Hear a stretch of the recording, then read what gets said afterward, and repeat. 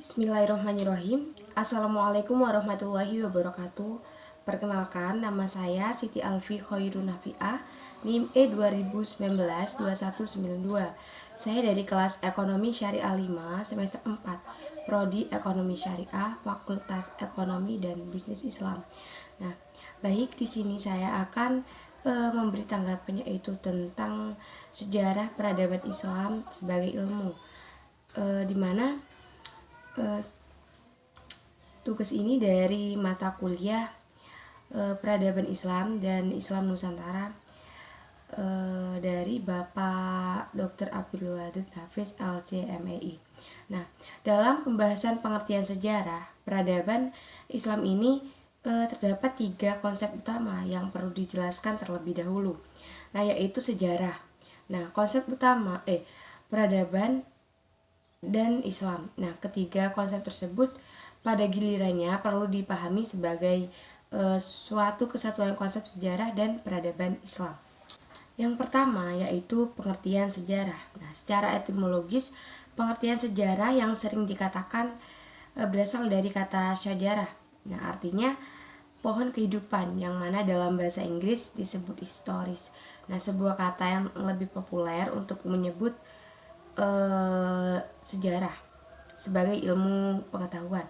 Nah, adapun definisi sejarah menurut salah satu tokoh yaitu Bauer. Nah, sejarah ialah suatu ilmu pengetahuan yang berikhtiar untuk melukiskan dan dengan penglihatan yang simpatik menjelaskan fenomena kehidupan sepanjang terjadinya perubahan karena adanya hubungan antara manusia terhadap kemasyarakatnya. Yang kedua yaitu peradaban. Nah, pengertian peradaban dalam bahasa Indonesia, kata peradaban seringkali dipakai sama artinya dengan kebudayaan. Nah, yang ketiga yaitu Islam, merupakan sistem keyakinan dan kepercayaan serta aturan yang mengatur manusia dengan Tuhannya dan manusia dengan manusia serta manusia dengan lingkungannya. Nah, adapun syarat-syarat sejarah peradaban Islam sebagai ilmu. Nah, yang pertama, ada masalah yang menjadi objek. Yang dimaksud di sini telah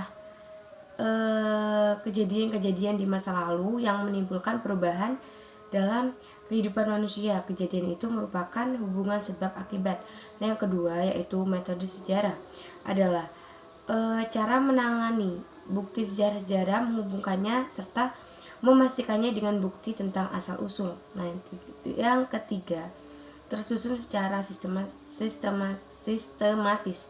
Nah, yang dimaksud di sini yaitu kisah sejarah disusun dengan sistematis berdasarkan tahun kejadian dan peristiwa yang mengawalinya.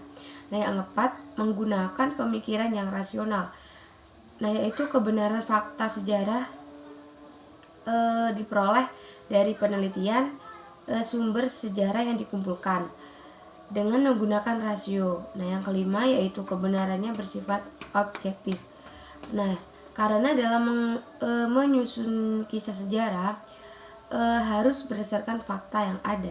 Yang terakhir yaitu metode studi sejarah Islam. Nah, yang pertama yaitu heuristik atau pengumpulan sumber, yaitu suatu proses yang dilakukan oleh peneliti untuk mengumpulkan sumber-sumber data-data atau jejak-jejak sejarah tanpa sumber maka tidak bisa bicara. Nah, yang kedua kritik sumber.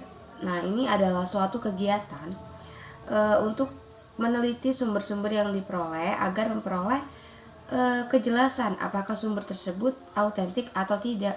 Nah, yang ketiga yaitu interpretasi atau penafsiran adalah suatu upaya sejarawan untuk melihat kembali tentang sumber-sumber yang didapatkan telah diuji autentisitasnya dan terdapat saling hubungan antara satu dan yang lain. Yang keempat yaitu historiografi adalah menyusun atau merekonstruksi fakta-fakta yang telah tersusun yang didapatkan dari penafsiran sejarawan terhadap sumber-sumber sejarah dalam bentuk tertulis. Mungkin itu saja yang bisa saya sampaikan. Kurang lebihnya saya mohon maaf. Wassalamualaikum warahmatullahi wabarakatuh.